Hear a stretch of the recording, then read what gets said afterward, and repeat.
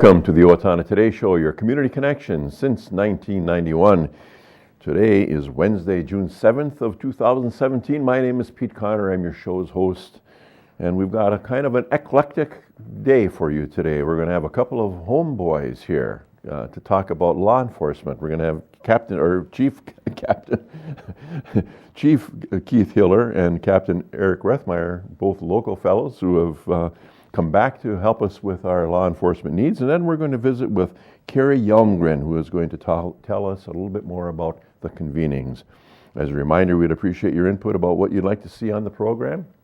If you have someone that needs some recognition or an event that needs some talking about, why don't you let us know of that by shooting an email to owatonnatoday@charter.net or by giving Leanne a call at 390-5751. And now we're going to take a quick break for some messages from our sponsors, and then we will be right back with the Boys in Blue. Please stay tuned. Hi, this is Nick Paler from Turtle Creek Nursery and Landscaping. Come see our wide variety of plants. Proud sponsor of the Owatonna Today Show. Hi, I'm Rick Smith, Golf Course Superintendent of the Brooktree Golf Course. Brooktree is an 18-hole championship golf course featuring well-manicured greens, tees, and fairways. We are open to the public. I challenge you to find a better maintained golf course for the money we charge here at Brooktree. Come on out and play Brooktree, a great golf course. Hi, I'm Betsy Linger from the Owatonna Foundation. Your generosity has made Owatonna a better place to live by benefiting our community, the arts, recreation, and education. Please consider a donation today. The Owatonna Foundation is a proud sponsor of the Owatonna Today Show. Welcome back to the Owatonna Today Show, your community connection, and a big welcome to Chief Hiller.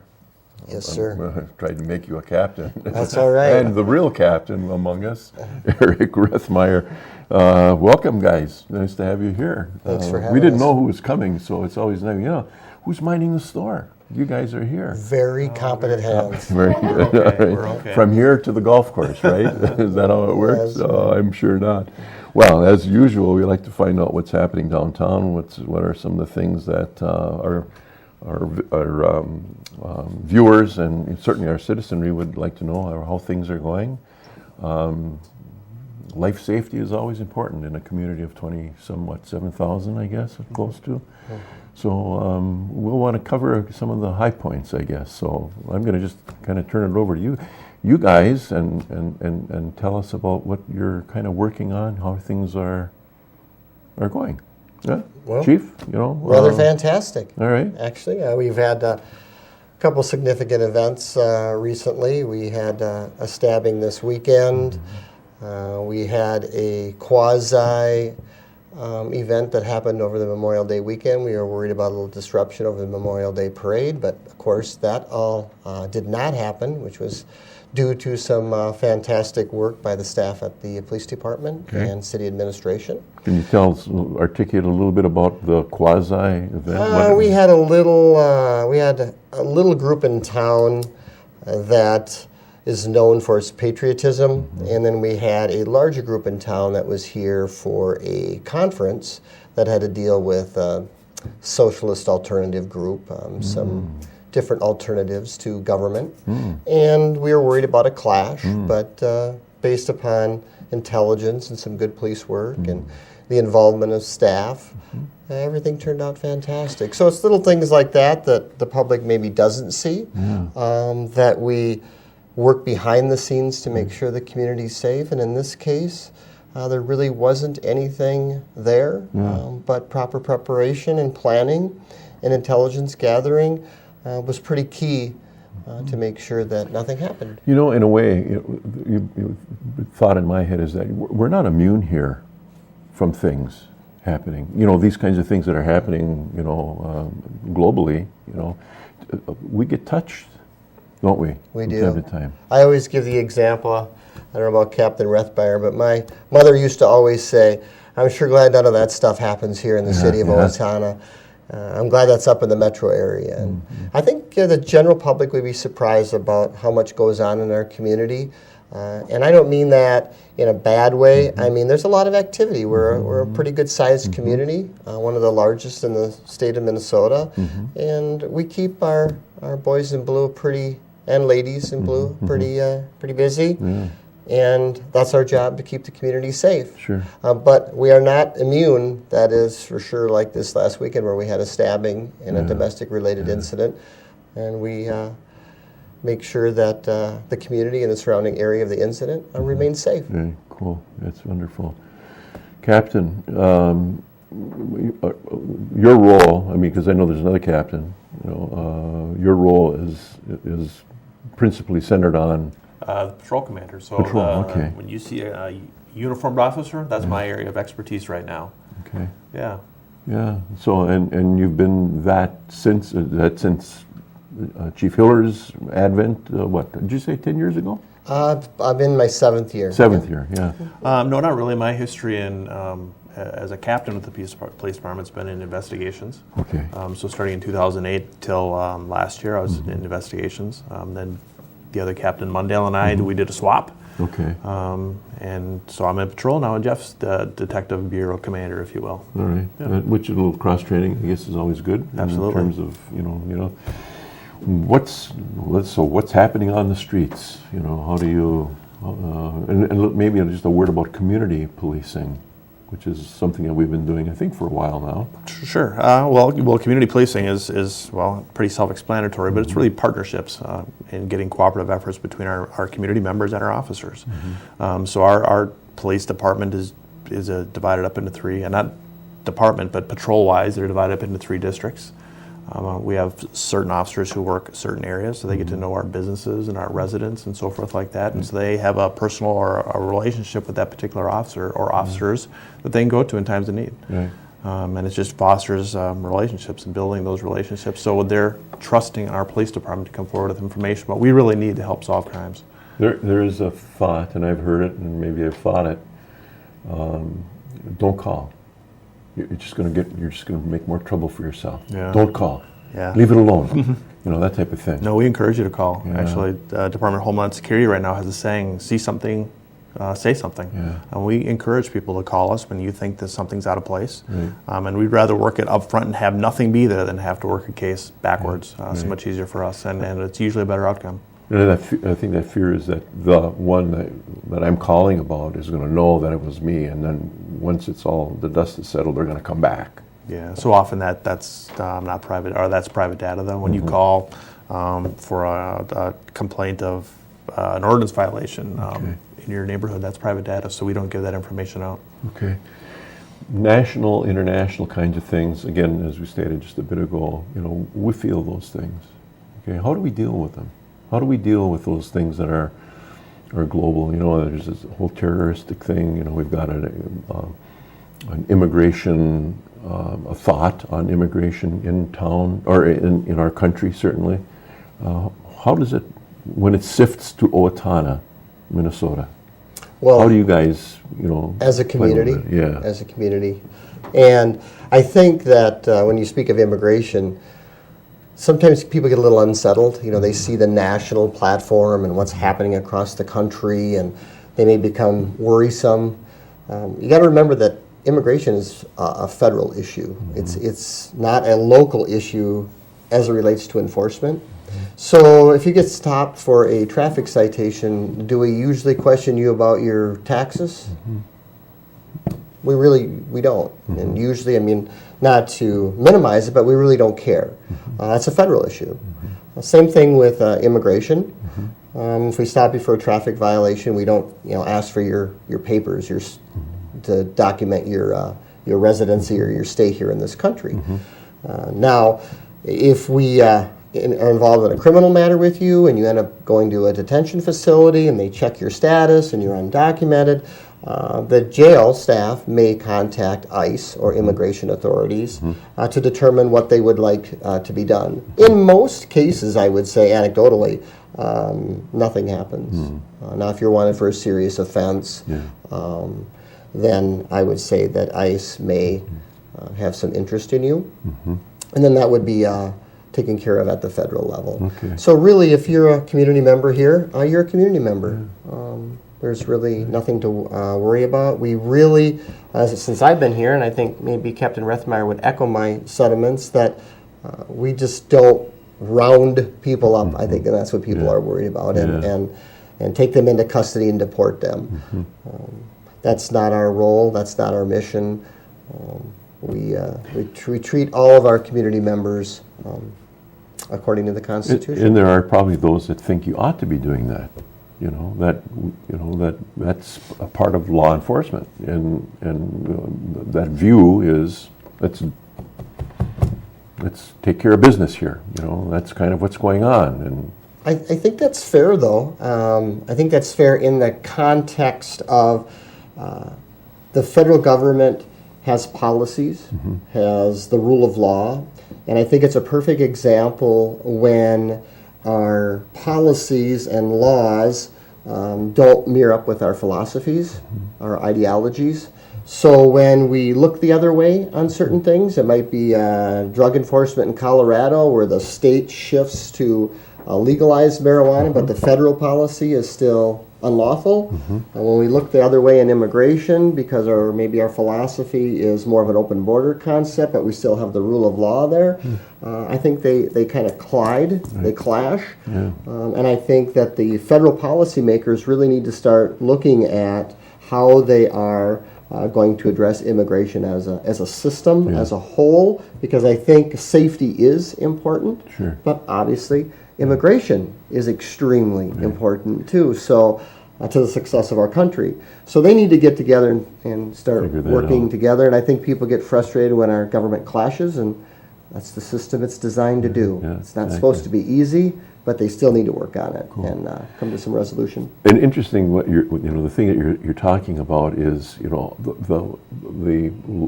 I'll use the word vast, but certainly fairly deep amount of study, of information, of law that you folks and those who are there right now need to know. This isn't just a matter of strapping on a weapon and going out and watching people run stop signs. There's a whole host of things that you've got to be aware of, going in terms of enforcing the law. Yeah, I would say it's over the last 30 years, it's become a very complex job and a position. We always kind of joke that one day we might be a plumber, the next day we might be a bat catcher, the next time we might be going to a stabbing or a homicide, and then we'll throw a little traffic enforcement in there, and then God forbid somebody needs some medical services. So we're kind of like an EKG. We're up, we're down, we're up, we're down, we're up, we're down. And most of us sign up because we love that. What they're doing, good. Captain Rethemeier, last thing before we close, and I think I read this, where the department is now fully staffed or close to being fully staffed. You have patrol people. We are not fully staffed. Not fully staffed, okay. We are in that current hiring process right now. Up and down. That's right. So if you want to be a police officer for the city of Owatonna, we are now taking applications through the end of the week. So all right, how many openings? We have one opening. One, okay. Well, it's pretty close to being fully staffed. Yeah. Good information today. Thanks for sharing those things with us, and we'll just continue to have you come back when it's time for that. And good to have you both here. Thanks for having us. Yeah, good to be here. Thank you. Okay, and we'll catch up another time. And thanks to you for being with us today. We're going to now take a bit of time for a word from our sponsors, and then we'll be right back with our second segment. Please stay with us. Welcome to Bremer Bank. I am Jason Iberg. And I'm Shannon Pedersen. Bremer is a full financial services bank. We invite you to stop by Bremer Bank and experience the Bremer difference. You are always welcome at Bremer. I didn't just want another job, I wanted a career, so I expressed myself. I was new to town and I didn't know where to turn for a job, so I decided to express myself. I decided to express myself, and they helped find the right career for me. Express Employment Professionals is in contact with thousands of companies in need of quality employees. Come in now and get the job you deserve. Express yourself today.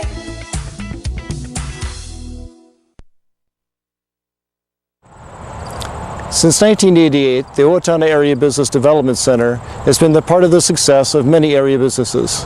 The center leases office space and manufacturing space and offers on-site business consulting.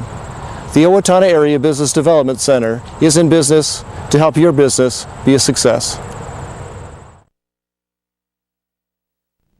Hi, I'm Jody Voisin with the staff at Fairview Animal Medical Center, your other family doctor. Fairview Animal Medical Center is a proud supporter of the Owatonna Today Show. I'm Dan Branstead of Carlson Branstead & Company, Certified Public Accountants. We support the Owatonna Today Show.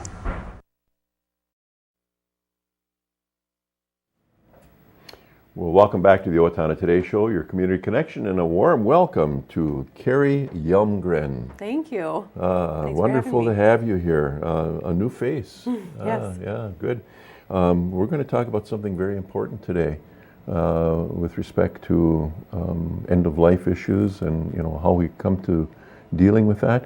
Why are you here to talk about that? What brings you to us? What's something? Tell us about Kerry just a little bit. Sure. So I am the Advanced Care Planning Coordinator for Faribault and Owatonna, and this is through a program called Honoring Choices. It's a collaborative, community-based initiative pursuing advanced care planning for both communities. In my background, I was the volunteer coordinator at Northfield Hospice for 4 years, and that's where my passion for end-of-life care really was cemented, and this fits perfectly with that. Yeah. As that coordinator for that facility, you likely would have come to see some things that were, you could see the need for something like this because likely people do not come prepared. Exactly. However, in hospice, they typically do. That is part of the process that they go through with us to make sure that they've planned in advance. So, you were doing that there.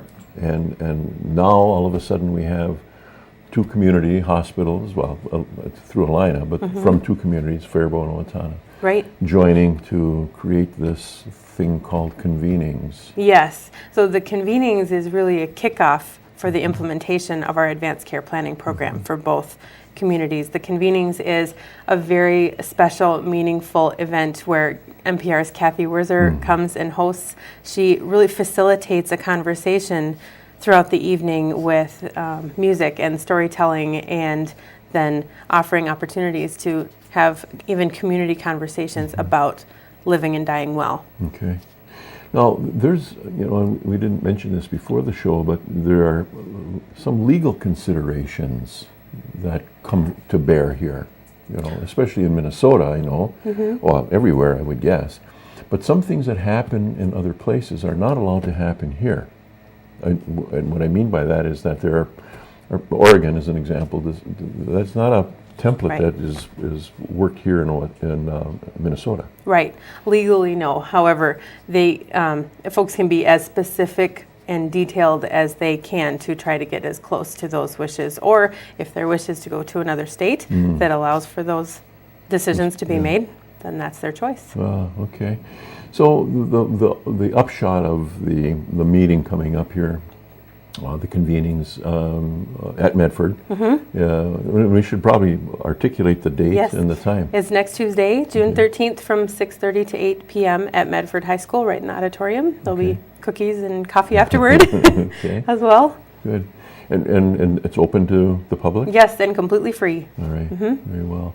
And hopefully one of the objectives is that it will start people to think, give people thoughts to think about this, not only for themselves, but certainly for others within their family unit. Exactly, and the event itself is collaborating with Honoring Choices Minnesota, and their main goal is to help spur these conversations about end-of-life care and wishes among families. Okay.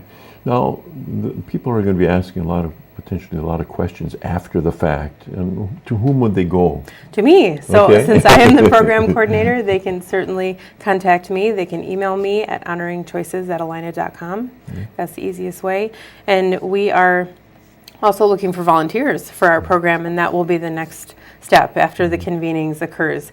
Honoring Choices offers 2 training opportunities for volunteers. One is an ambassador. That's really our community loudspeaker, our educator out in the community, telling people about advanced care planning and how to start the process and getting them to our program, to our resources. Sure. And then the second is a facilitator who is working one-on-one with individuals and families, helping them through the process and guiding them through their advance directive. So would there be then something like a clearinghouse, or a number that people could call and say, I want to have someone help me? Yes, with this? they can. Yep, that And would you be me as well. Okay, Yes, okay. yep. I'll be the gateway Yeah. to offering resources like that. Why is this important? This honoring choices. Why is this important that people do this? It is very important for families to not only have a conversation together to understand their loved one's wishes, so that perhaps they don't end up in a situation of doubt or guilt that can often happen if they have to make decisions for someone and they don't know their wishes, don't know if they're doing the right thing if they have to. Advanced care planning is really appropriate for when you're in thinking you might be in an accident or having a medical situation where you yourself cannot communicate. So it's very important for your family to know what you might want in that case.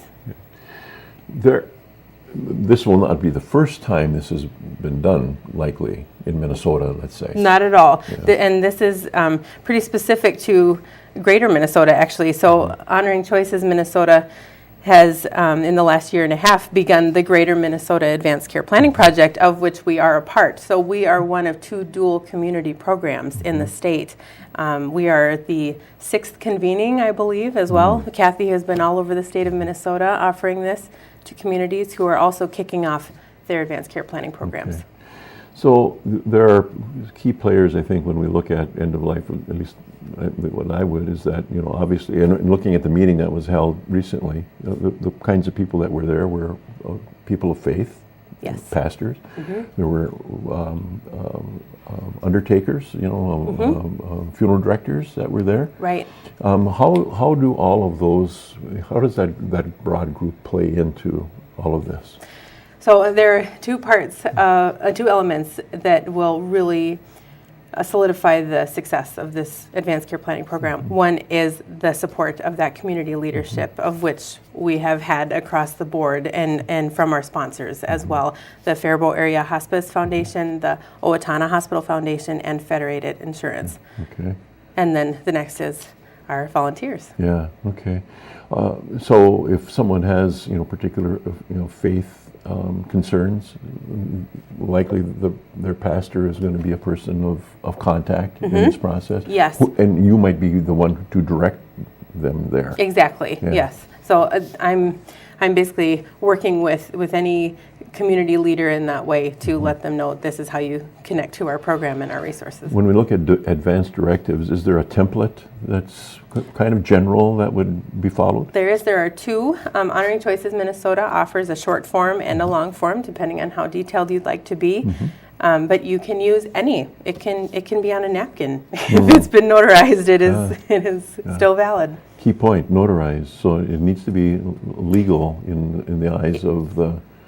It is a legal document, but you don't need a lawyer to complete the document. So you either need it to be notarized or to have 2 witnesses sign it, neither of whom can be your healthcare agent or the person making decisions on your behalf. It seems to me there's a broader network that needs, in terms of the person who is, let's say, the subject person, is that, if I have my directives, but my family doesn't know. Yes. Of what I want. It's really important to have children, as an example, involved. Definitely, and spouses and even your physician, all of those people should have a copy of your most recent directive. Because the last thing you want to do is have an argument among your family members. Well, Dad wouldn't want this. Dad told me. Exactly. That can cause lasting conflict and then guilt and all of those other bad things. Yeah. So once again, the event next Tuesday. The convenings, it's on Tuesday, June 13th at Medford High School from 6:30 to 8 p.m. Very well, and all are welcome. Yes. Yeah, stuff the room. We welcome everyone. Okay. And where are you housed? Where do you work out of? My office is at District 1 Hospital in Faribault, and then I am also working with Owatonna Hospital as well. So you'll have office hours, let's say, at Yes. at Owatonna. If in the Yep. event that someone wanted to visit with you Yes. personally, they'd be able to do that. Mm-hmm. Okay, very well. Anything else that we should know before we close?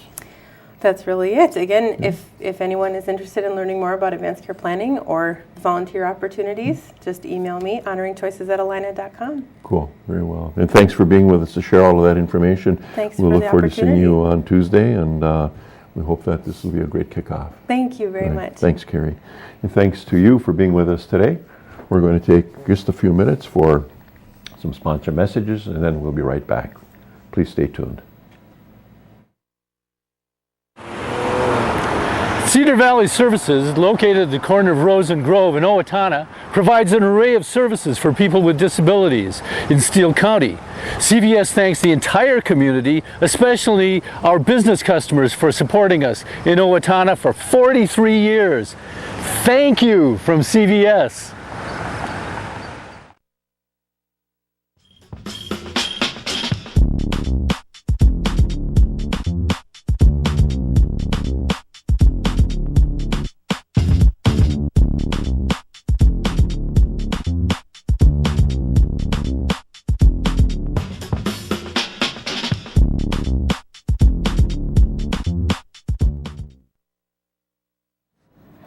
Well, welcome back to the Owatonna Today Show, your community connection. Some time now for community announcements. Movies in the Park, upcoming on June 16th, Friday, at Central Park. The movie Trolls will be playing. Rain date of June 17th. Movies begin at sunset. Pre-movie activities will begin an hour before moving time. On Wednesday, June 21st, join us at Riverbend Nature Center for a monthly OWLS program. Guest speaker Robin Trott, horticulturist and extension educator, will share tips to extending your garden's life by planting species that bloom at night. The program takes place from 12 until 2 p.m. in Riverbend's Interpretive Center. Pre-registration is required by Tuesday, June 20th.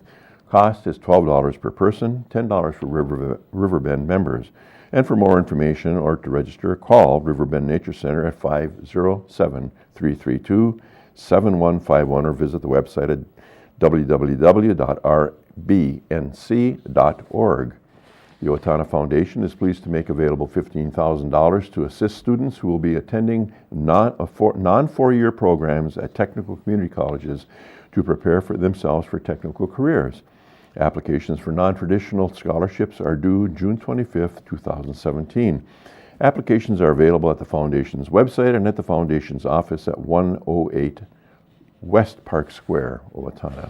Owatonna Foundation is pleased to announce a scholarship opportunity for women. Funded by June A. and Melanie Nelson, the scholarship is for women of diversity or single mothers who wish to return to school and pursue a technical or two-year college program. Scholarship criteria and all applications are available on the Foundation's website or from Foundation Scholarship Coordinator Jill Holmes. If you have questions, please contact Jill Holmes at 455-3059, and the deadline for applications is June 25th, 2017, and that's going to take care of it for today. Please come back on Friday when we will have Express Employment Professionals and the 4th of July fireworks. Thanks for being with us today.